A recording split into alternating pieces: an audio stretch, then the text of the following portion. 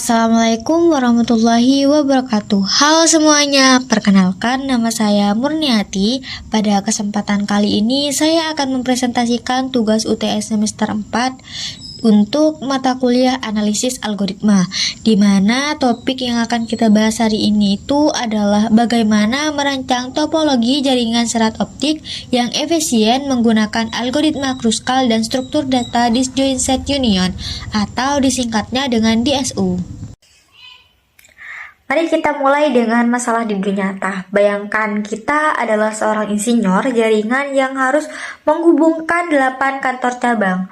Tantangannya adalah gimana sih kita menghubungkan semua kantor tersebut dengan total panjang kabel seminimal mungkin. Kita ingin menghindari redundansi atau jalur melingkar yang disebutnya dengan siklus, agar biaya material tidak membengkak namun tetap memastikan semua lokasi terhubung 100%. Nah, inilah yang dalam matematika diskrit disebut sebagai minimum spanning tree atau disingkatnya dengan MST. Untuk menyelesaikan masalah ini, kita menggunakan algoritma Kruskal. Algoritma ini bekerja dengan paradigma greedy, artinya di setiap langkah kita itu akan selalu memilih sisi atau jalur dengan bobot terkecil. Kruskal bersifat edge-oriented sehingga sangat cocok untuk graf yang jarang, seperti peta jaringan pipa atau kabel di lapangan. Jadi, tujuan dari metode ini itu adalah untuk memastikan bahwa semua simpul dalam jaringan itu bisa terhubung dengan baik dengan hasil akhir berbentuk seperti pohon atau tree, di mana tidak ada jalur yang berputar ataupun berlebihan. Jadi, setiap koneksi yang kita gunakan itu benar-benar penting tanpa ada pemborosan jalur. Kunci efisiensi Kruskal itu terletak pada cara ia mendeteksi siklus. Untuk itu kita menggunakan struktur data dari disjoint set union atau disingkatnya dengan DSU. Dan DSU itu memiliki dua optimasi utama. Yang pertama itu find dengan path compression, yaitu mempercepat pencarian akar atau pemimpin kelompok. Jadi di setiap kali kita mencari, jalurnya itu langsung dipersingkat supaya di pencarian berikutnya jadi lebih cepat. Selanjutnya ada union by rank yang berfungsi untuk menjaga struktur pohon itu tetap seimbang dan juga tidak terlalu dalam. Dengan cara ini, proses penggabungan data juga jadi lebih efisien. Selain itu, dengan bantuan struktur DSU ini, kita bisa dengan cepat mengecek apakah dua lokasi sudah terhubung atau belum. Di sini saya sudah memiliki studi kasus di mana kita memiliki 8 kantor cabang dari node A hingga H dengan jarak dalam kilometer. Nah, langkah pertama, algoritma itu akan mengurutkan semua jalur dari yang terpendek hingga yang terpanjang. Sekarang mari kita lakukan tracing manual. Di iterasi pertama kita ambil jalur C, D dengan jaraknya itu 4 km. Nah, iterasi ini diterima karena C dan D ini belum terhubung. Lalu dilanjutkan ke iterasi kedua, di mana jalurnya itu F dan G dengan jaraknya 5 km. Ini juga diterima karena belum terhubung. Dilanjutkan ke iterasi ketiga, jalur E, H dengan jaraknya itu 6 km. Ini juga diterima. Lalu pada iterasi keempat, jalur A, F jaraknya itu 7 km. Nah, jalur ini menghubungkan A ke kelompok F dan juga G. Diterima. Dan hingga seterusnya. Di terakhir, iterasi ketujuh, jalur E dan F jaraknya itu 10 km. Nah, ini menghubungkan dua kelompok besar sehingga semua kantor sekarang itu terhubung. Sekarang kita lihat di iterasi ke-8, yaitu jalur antara C dan G dengan jarak 11 km. Jalur ini itu ditolak, alasannya karena C dan G itu sebenarnya sudah terhubung melalui jalur sebelumnya, yaitu C ke D, lalu ke F dan sampai ke G. Jika jalur C ke G ini kita tetap tambahkan, maka akan terbentuknya siklus atau jalur yang berputar. Dan ini sangat tidak efisien karena akan menambah panjang kabel yang sebelumnya tidak akan kita perlukan, yaitu dengan panjang kabel yang 11 km. Pada akhirnya kita mendapatkan minimum spanning tree dengan total jarak 49 km. Artinya apa? Artinya kita berhasil mengurangi banyak jalur yang tidak diperlukan, sehingga penggunaan material juga menjadi lebih efisien. Namun seluruh kantor cabang juga tetap saling terhubung dengan baik. Kalau dilihat dari kompleksitasnya, algoritma ini juga termasuk sangat efisien. Waktu prosesnya adalah O, E log E, yang sebagian besar dipengaruhi oleh proses pengurutan data di awal. Sementara itu juga proses pada struktur DSU berjalan sangat cepat. Jadi algoritma ini tetap mampu menangani jumlah node yang sangat besar, bahkan sampai ribuan dengan performa yang tentunya stabil. Sekarang mari kita bedah implementasinya dalam bahasa Python. Di sini saya menggunakan pendekatan Object Oriented Programming.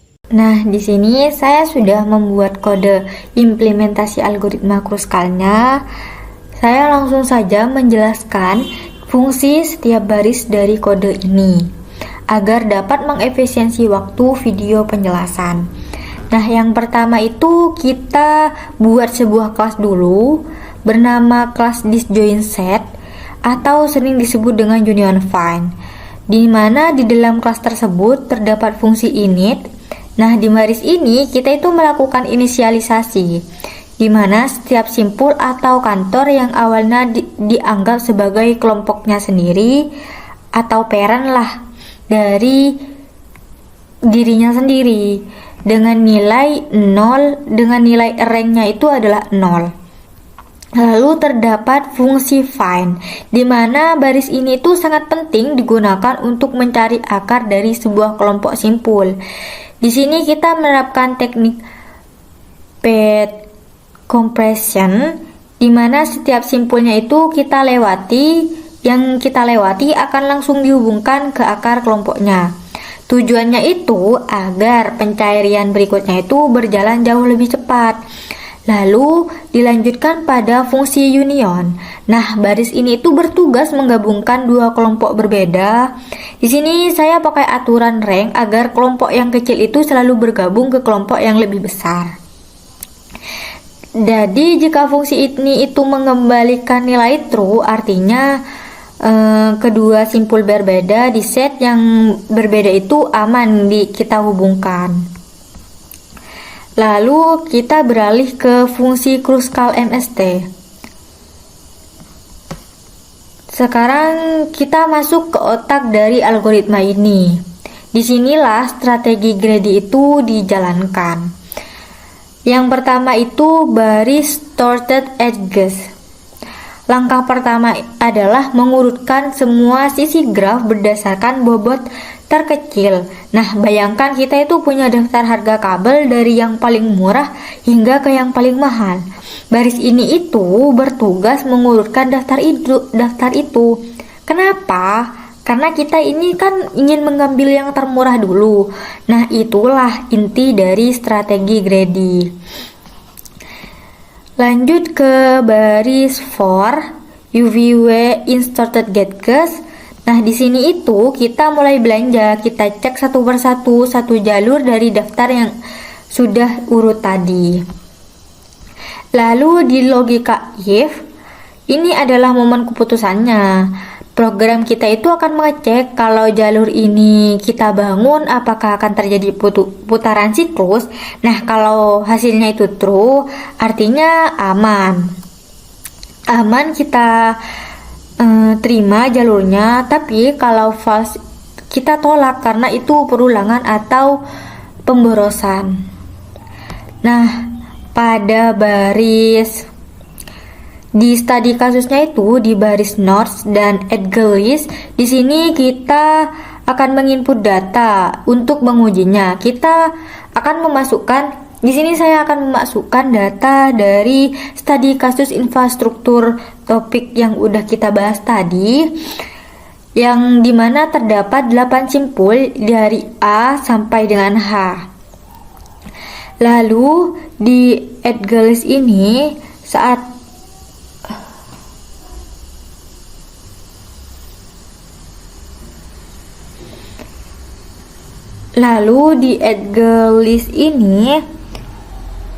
di mana total 12 sisi penghubung. A sampai B ini jaraknya 12, A sampai F 7, dan seterusnya hingga GH 13. Nah, di bagian ini semua di baris total kilometer, semua jalur itu akan diperiksa. Program akan menjalankan semua jarak yang diterima, dan di mana hasilnya tersebut adalah kabel terpendek yang dibutuhkan untuk menghubungkan semua kantor. Lalu coba kita jalankan hasilnya.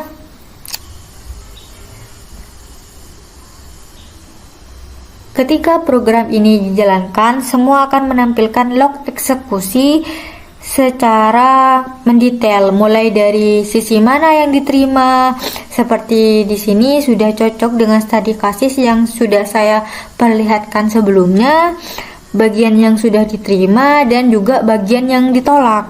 Jadi hingga hasil akhirnya itu berupa jalur-jalur optimal yang membentuk minimum spanning tree dengan total jarak optimalnya itu adalah 49 km.